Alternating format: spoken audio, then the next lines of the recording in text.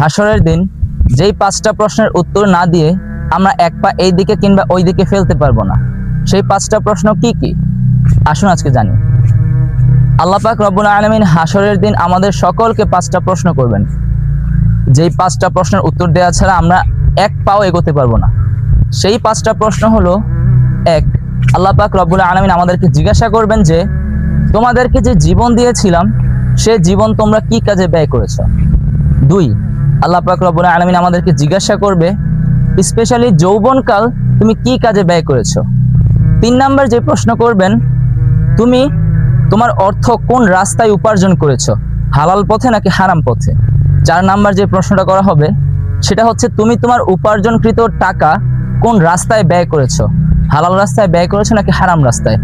এবং 5 যে প্রশ্নটা করা হবে সেটা হচ্ছে তোমাকে আমার পক্ষ থেকে যে জ্ঞান দেওয়া হয়েছিল সেই জ্ঞান অনুযায়ী নিজে আমল করেছো কিনা এবং মানুষের কাছে সেই জ্ঞান পৌঁছে দিয়েছো কিনা।